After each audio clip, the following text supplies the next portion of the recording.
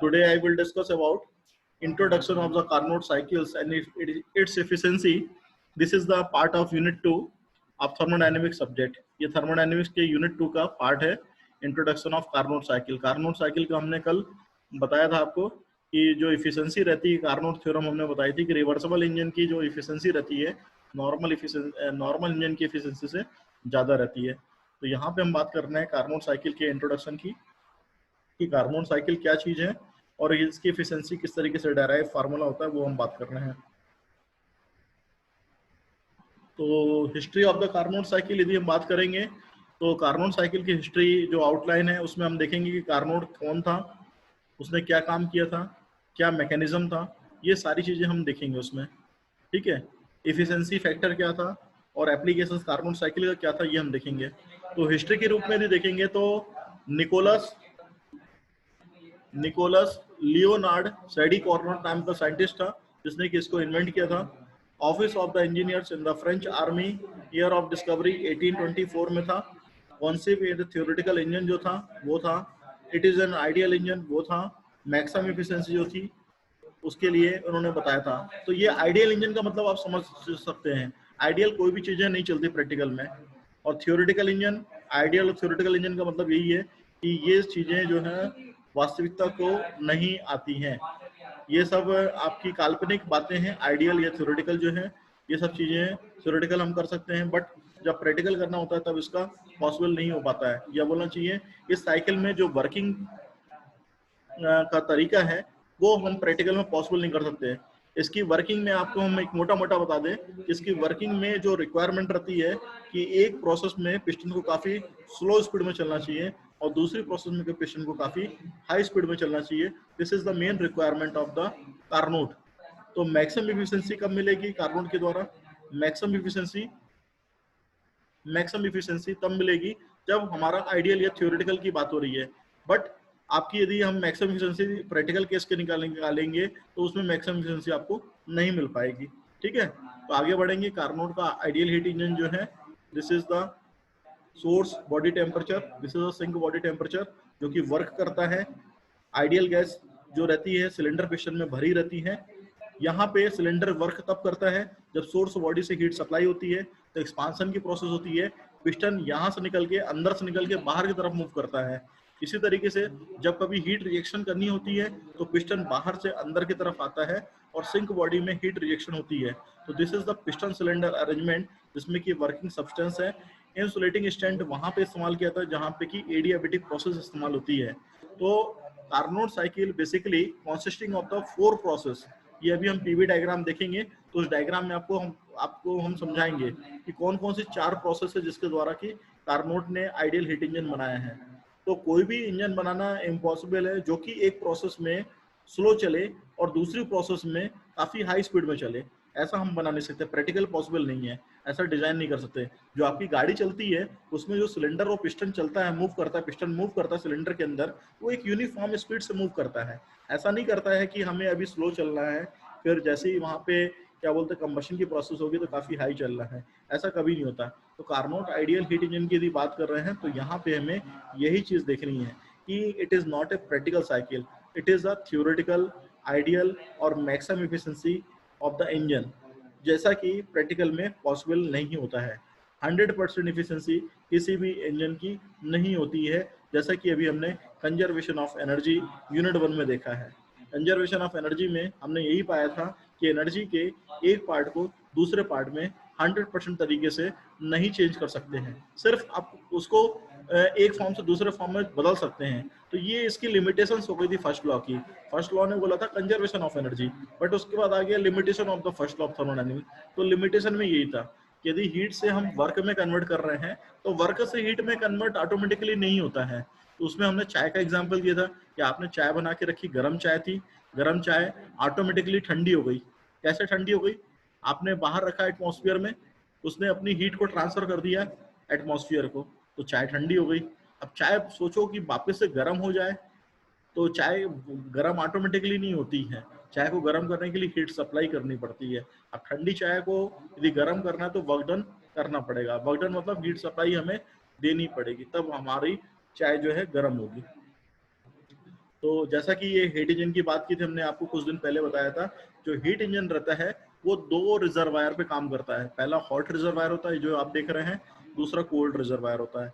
तो hot reservoir से heat supply होती है Q1 या QH अमाउंट के रूप में, और कोल्ड रिजर्वायर पे जो हीट आपकी कन्वर्ट वर्क डन में नहीं हो पा रही है, यदि इसका कुछ पार्ट जो है कन्वर्ट नहीं हो पा रहा है तो ये हीट रिएक्शन में कुछ बदल जाता है। तो QC जो रहता है हीट रिएक्शन होती है जो कि कोल्ड रिजर्वायर में चली जाती है। तो इंजन, एक इंजन जो कि आपका हीट इंजन है, वर्क इस फॉर्म पे करता है कि हॉट रिजर्वायर से हीट को लेता है, कोल्ड रिजर्वायर पे हीट को सिंक में जाती है। तो इस तरीके से इसकी वर्किंग होती है, और जो वर्क डन होता है इन दोनों के हीट के डिफरेंस के बीच होता है। तो QH minus of QC that is the total work done of the heat engine. Heat engine ने कितना काम किया, कितना मूव किया, वो हमें देखना रहता है। जैसा कि हम बार बार आपको एग्जांपल देते रहते हैं कि आप गाड़ी में पेट्रोल डलाते हैं, तो जब गाड़ी में आप पेट्रोल डलाएंगे तो उस टाइम पे हीट एनर्जी अंदर आएगी, लेकिन साइलेंसर में से धुआं भी तो बाहर निकल रहा भाई। तो साइलेंसर में से धुआं यदि बाहर निकला तो हीट रिएक्शन हो रहा है। तो हीट रिएक्शन ये हो गया, हीट सप्लाई जब आपने पेट्रोल डाला है ये हो गया। तो दोनों से हमें काम क्या मिल रहा है, W मिल रहा है। तो W काम कितना होगा, QH माइनस ऑफ QC। तो यहाँ पे हम वहाँ पे लिख सकते हैं QH minus of QC that is the total work done which is obtained from the your vehicle or the heat engine. This is the Carnot cycle। 4 process होती हैं, साइक्लिक स्टेप वाइज प्रोसेस। तो सबसे पहले हम expansion पे बढ़ेंगे कि isothermal की रिवर्सिबल एक्सपांसन होती है, इसे हम अभी पीवी डायग्राम में आपको दिखा रहे हैं। दूसरी प्रोसेस होती है एडियाबेटिक रिवर्सिबल एक्सपांसन, दूसरी प्रोसेस होती है। तीसरी प्रोसेस होती है आइसोथर्मल रिवर्सिबल कंप्रेशन, तीसरी प्रोसेस है। चौथी आपकी एडियाबेटिक रिवर्सिबल कंप्रेशन। तो दो आपकी आइसोथर्मल हो गई, एक्सपांसन और कंप्रेशन, और दो आपकी एडियाबेटिक हो गई, एक्सपांसन एंड कंप्रेशन। तो टोटल 4 प्रोसेस से मिलकर बनती है कार्नोट साइकिल। तो एक्सपांसन एंड कंप्रेशन कंटिन्यूसली ये होता रहता है। तो 2 बार पहले एक्सपांसन होगा और 2 बार आपका कंप्रेशन होगा। तो वर्किंग सब्सटेंस यहाँ पे हम एयर की बात कर रहे हैं। एयर जो है वर्किंग सब्सटेंस के रूप में यूज किया रहा है। तो एयर को 2 बार एक्सपांड करेंगे, तो पहला आइसोथर्मल एक्सपांसन होगा और दूसरा एडियाबेटिक एक्सपांसन होगा, और 2 बार कंप्रेशन होगा तो आइसोथर्मल कंप्रेशन करेंगे और फिर दूसरा एडियाबेटिक कंप्रेशन करेंगे। तो this is isothermal compression expansion, जिसमें कि आप देख रहे हैं कि टेम्परेचर कांस्टेंट है।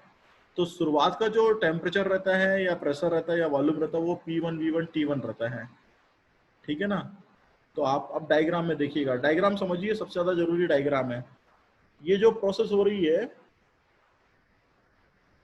ये 1 to 2 प्रोसेस है। A to B जो लिखा हुआ है, A to B को आप कॉपी में लिख सकते हैं। A मतलब 1, B मतलब 2, C मतलब 3 और D मतलब 4। ऐसा आप लिख सकते हैं समझने के लिए, क्योंकि बाद में हो सकता है 1 2 3 4 यदि आपके उसमें पिक्चर में आया तो आपको 1 2 3 पता नहीं चलेगा कहाँ पे है। तो A for 1, B for 2, C for 3, D for 4। तो 4 प्रोसेस हो गई।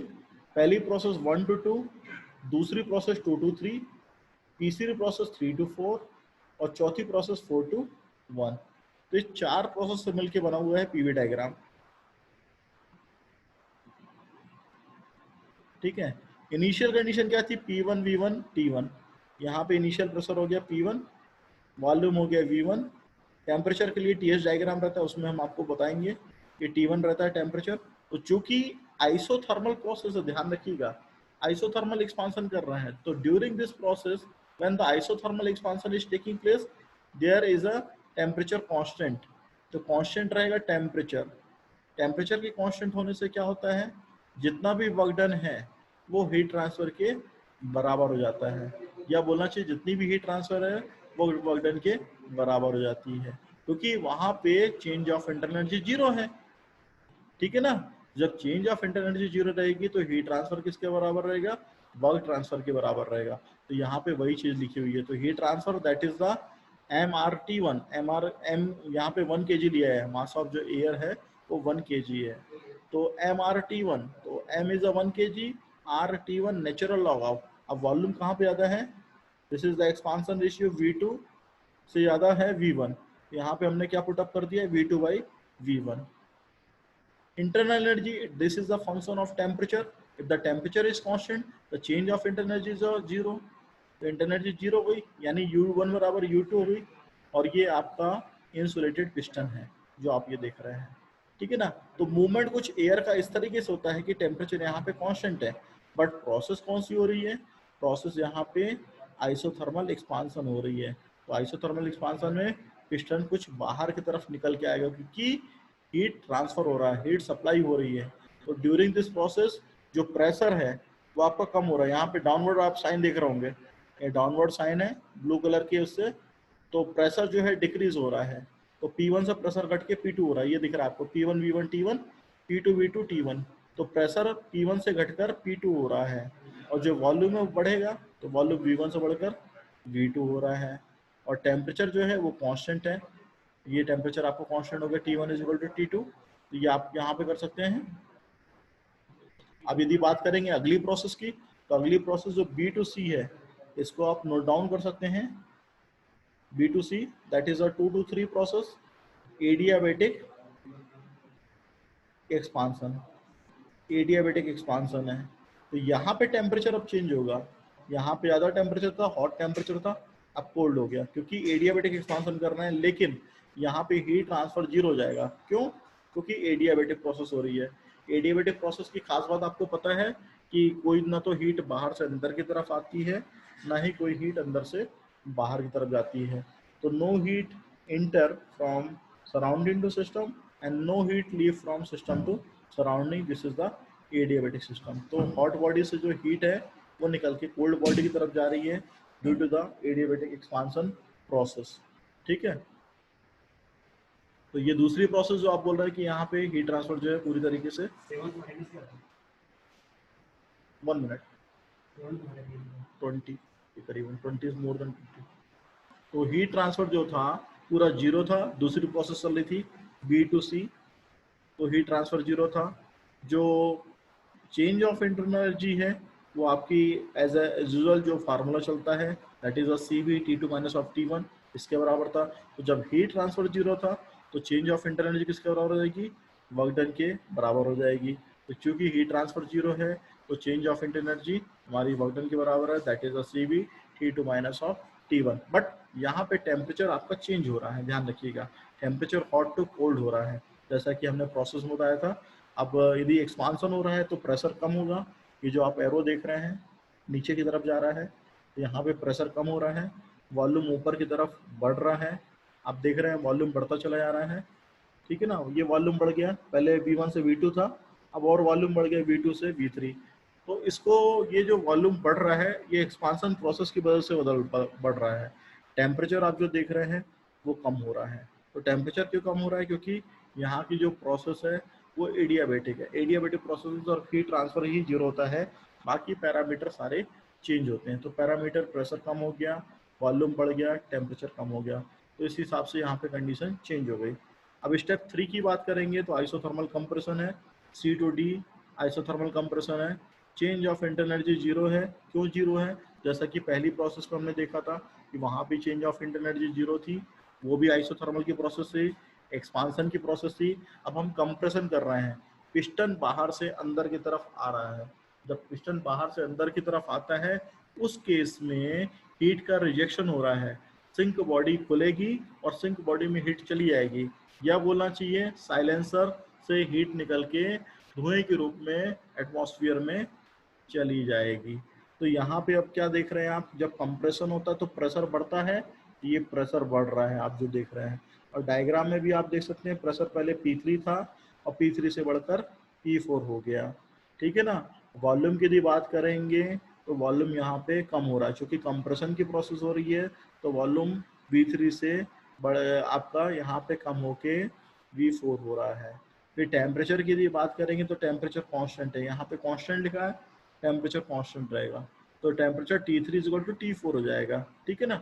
तो यही चीज यहाँ पे आपको दिखाई दे रही है, टेम्परेचर जो है कांस्टेंट रहेगा और हीट रिजेक्शन की प्रोसेस होगी।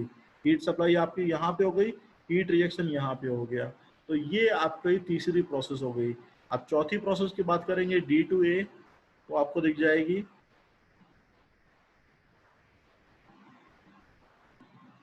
D2A देख लीजिए, जो आपका चौथी प्रोसेस है, फोर्थ स्टेप है एडियाबेटिक कंप्रेशन। ये एडियाबेटिक कंप्रेशन हो रही है, तो कंप्रेशन यहाँ पे भी था, अब यहाँ पे भी हो रहा है लेकिन एडियाबेटिक के द्वारा हो रहा है। तो एडियाबेटिक में आपको हमने बताया कि हीट ट्रांसफर जीरो होता है, तो ये हीट ट्रांसफर यहाँ पे जीरो है।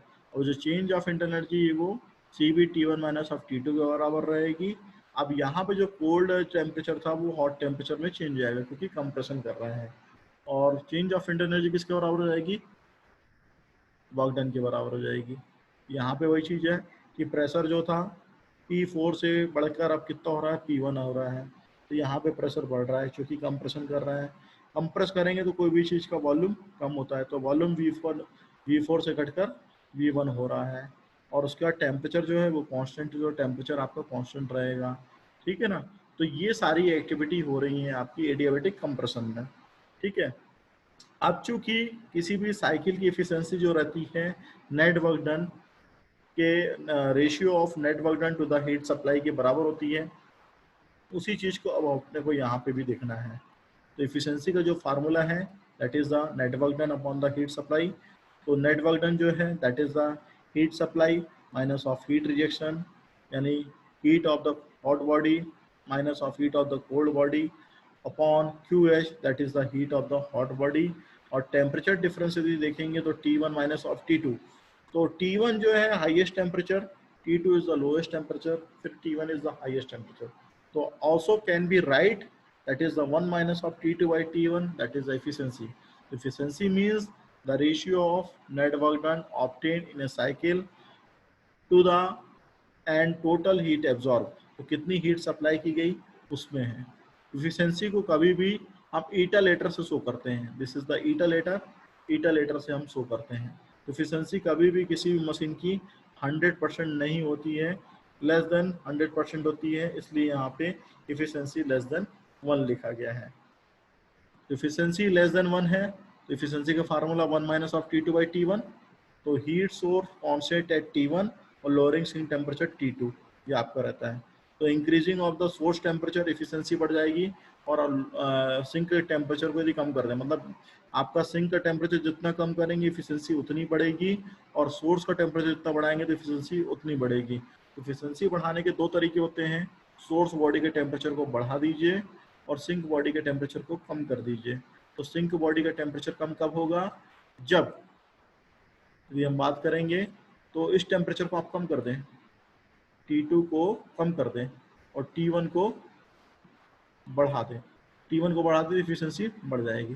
तो ये चीज़ मैं इसलिए बता रहा हूँ ताकि आपको क्लियर हो सके। क्या होता है कई बार बोलने पे चीज़ें समझ में नहीं आ पाती हैं, तो इसलिए हमने आपको यहाँ पे इससे बता दिया, ठीक है ना।